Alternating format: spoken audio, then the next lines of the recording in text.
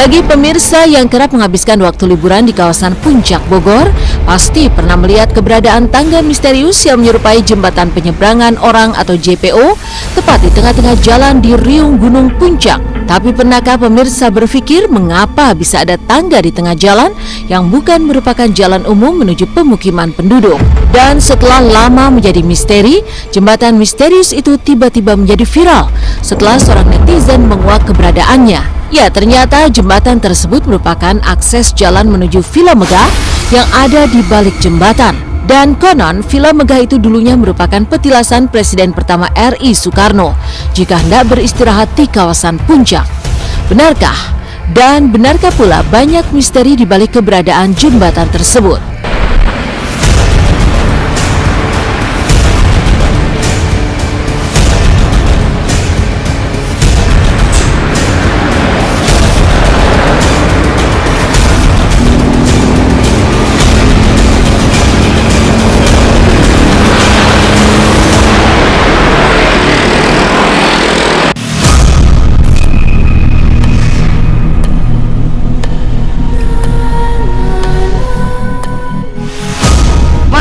Itu mah Soekarno, cuman Soekarno aja besar ya, luas itu luas. Yang jaga-jaga villa sih ya pasti dia suka melihat gitu. Dulunya Pak Karno punya villa Pak Karno, sekarang katanya sih udah dioper-alih. Kota yang jaga katanya adalah kamar rahasia katanya kan, nggak pernah boleh dibuka. Udah gitu pas ke bawahnya ada lubang.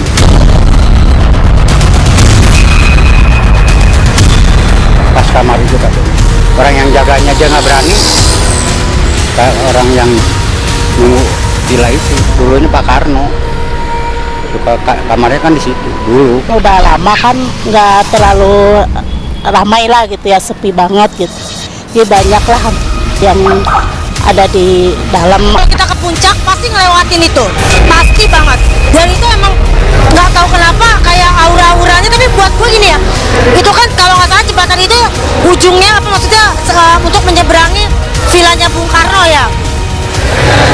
Apa ya, ya mungkin itu mungkin karena udah lama jadi kesannya angker gitu loh. Melihat jembatan itu kayak ya, kalau buat gue yang gue tahu ada hal-hal yang di atas nalar kita tuh gue tahu ada.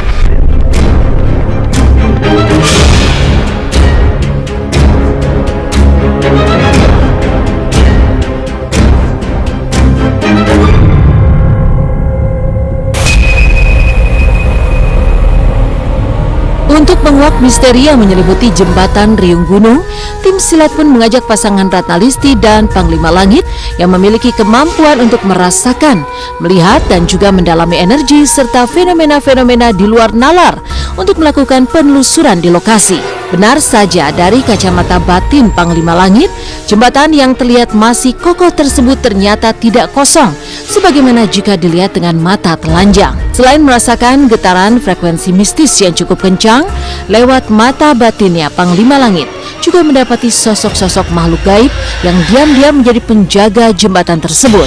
Yang lebih mencengangkan, Panglima Langit juga mendapati petunjuk jika areal jembatan tersebut merupakan gerbang gaib menuju petilasan Prabu Siliwangi dan juga kawasan pantai selatan.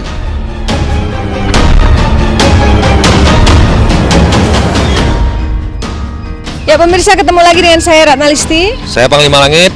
Ya, kami sedang berada di sebuah jalan yang menuju ke puncak. Jadi kalau Anda melakukan perjalanan dari Jakarta menuju puncak pasti akan melewati jalan ini. Dan di sini ada sebuah jembatan yang namanya jembatan riung gunung karena memang posisinya di lokasi yang namanya riung gunung. Nah, semua orang mungkin tidak ngeh juga bahwa di sini ada jembatan. Kalau dilihat sepintas, seolah-olah seperti jembatan penyeberangan biasa. Tapi anehnya, jembatan ini hanya setengah jalan. Cuman dari tengah sini menuju ke satu arah ke kanan. Sebelah kiri nggak ada sambungannya gitu.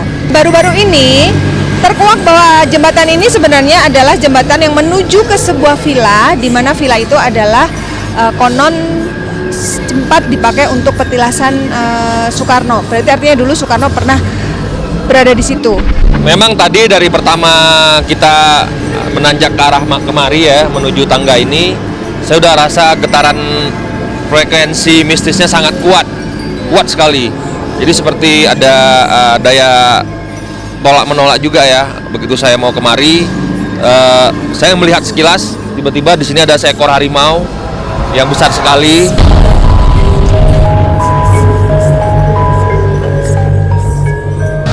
Itu harimau itu kakinya kayak pincang sebelah ya, jadi kayak pendek, itu kayak cacat gitu. Harimau itu sudah sangat tua. Untuk lebih jelasnya lagi, ada apa saja di sini dan kenapa ini terkesan seperti tangga penyeberangan, padahal ini sebenarnya tangga menuju arah villa. Nanti saya akan kupas, saya akan telusuri, saya akan mendeteksi lebih dalam lagi ada apa di balik misteri tangga tersebut.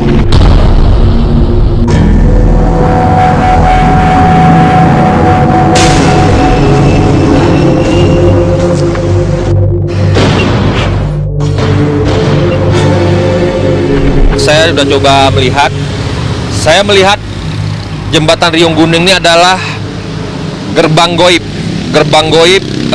berbagai penjuru ya, termasuk yang saya lihat ini petilasan Presiden Soekarno ini menghubungkan dan ada keterkaitannya dengan Prabu Siliwangi. Dan tadi di depan sini saya melihat dijaga ular raksasa yang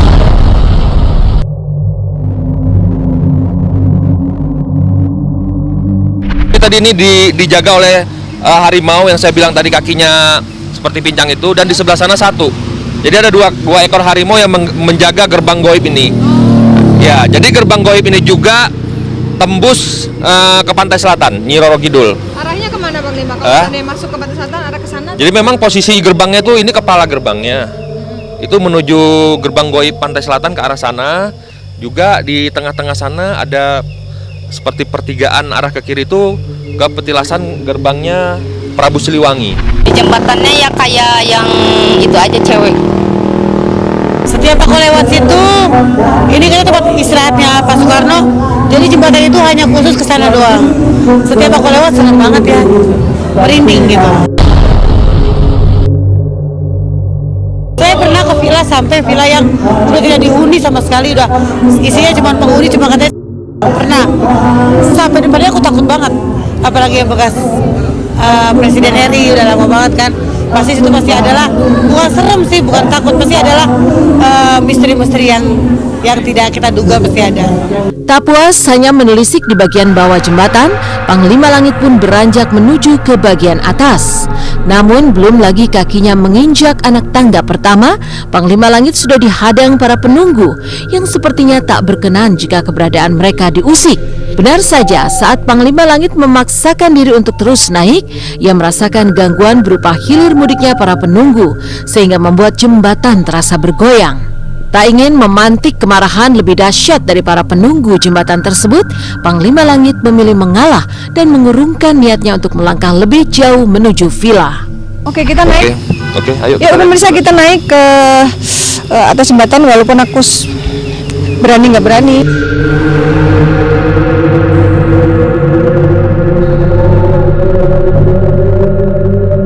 Ini saya berasa nih kayak ada energi naik turun ya, maksudnya kayak melambung ke atas, turun, melambung ke atas. Aku ngerasa. Jadi kayak kita tuh di atas air gitu. Aku kayak ini Bang Lima kayak apa? Oyong gitu. Kayak kelengan ya. Nah, ya itu memang begitu, karena memang sangat kuat energi di sini. Tidak boleh berlama-lama lagi di sini karena kayaknya mereka tidak berkenan. Mereka udah mulai terusik karena mereka udah mulai merasakan panas karena adanya benturan energi yang terjadi antara saya dan makhluk astral yang menunggu di sini.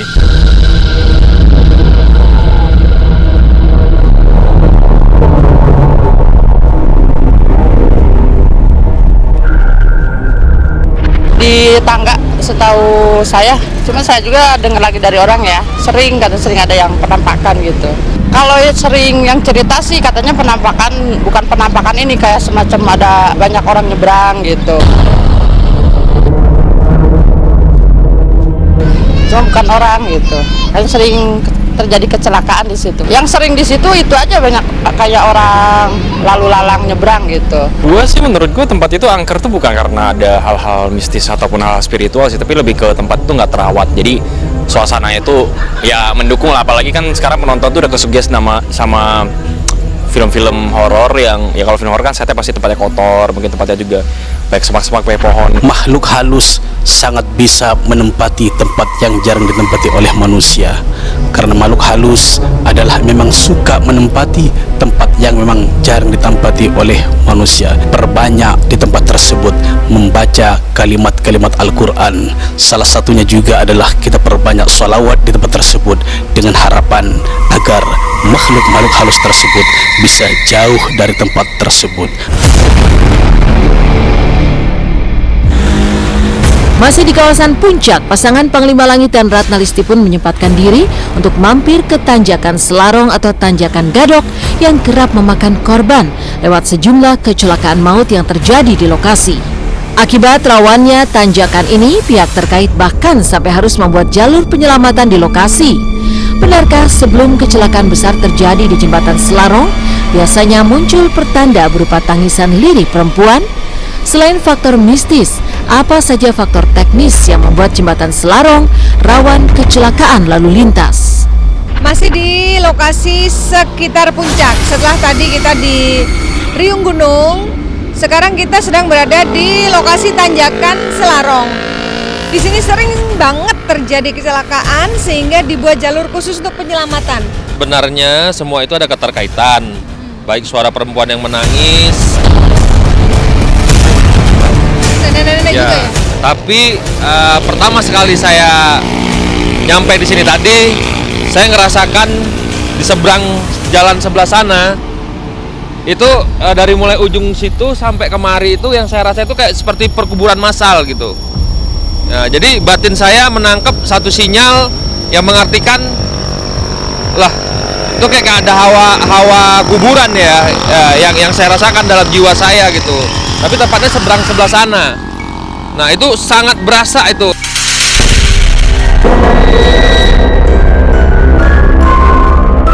Tanjakannya terlalu menurun, saya melihatnya nggak terlalu menurun juga gitu. Ya termasuk masih standar lah ya, landainya standar gitu. Tapi kenapa setiap kali sangat terjadi kecelakaan yang mengakibatkan kematian, sampai-sampai dibuatnya satu jalur. Ya, pemerintah membuat jalur penyelamatan. Nah, jalur penyelamat yang artinya memang ini zona ya bisa dibilang seperti zona tengkorak ya. Seperti zona tengkorak, zona yang seperti ada satu ritual yang selalu meminta korban. Kalau sebelum mau ada kecelakaan, 3 hari lagi kecelakaan, ada suara tangisan perempuan. Bapak pernah dengar? Tuh, Pernah dengar. Kontak langsung soalnya tadi begitu Bapak bilang. Ceritanya gimana, Pak? Ya nangis aja gitu. Tahu di mana? Jelas suaranya gitu. Pak, sangat jelas suaranya. Semua tapi bisa mendengar yang di sini ya. bisa mendengar. Kalau udah ada tangisan itu, ya udah jelas ada kecelakaan. Ya, jadi faktor pertama di sini itu yaitu tanjakannya ya. Jadi tanjakannya itu kalau dari sini mungkin terlalu menanjak, kemudian yang kalau dari atas itu tanjakannya tajam, panjang. Kemudian yang kedua yaitu faktor dari kendaraan sendiri. Kendaraannya sendiri kadang-kadang ada yang sudah tidak layak. Kadang-kadang yang remnya tidak berfungsi dengan baik, kemudian ada juga rem tangan tidak berfungsi dengan baik. Nah itu yang kadang-kadang menjadi faktor penyebab kecelakaan. Nah, gue pernah dengar kalau mau lewat jembatan tuh bunyiin klakson gitu kan supaya aman. Ya maksudnya kita menghargai aja lah kalau mereka penunggunya di sana. Jadi kita memberi isyarat aja kalau kita numpang nih mau lewat gitu doang. Gue ke Puncak mah sering, cuman gini, gue kadang-kadang suka mengambil positifnya dari mitos-mitos seperti itu. Kalau misalnya lewat jalan ini kita mesti kabarnya ada orang, ada penampakan apa, hati-hati sering dari kecelakaan. Nah itu justru kita ambil hikmahnya untuk mengingatkan kita bahwa kita kalau lewat situ harus hati-hati, itu aja, jadi lebih berhati-hati.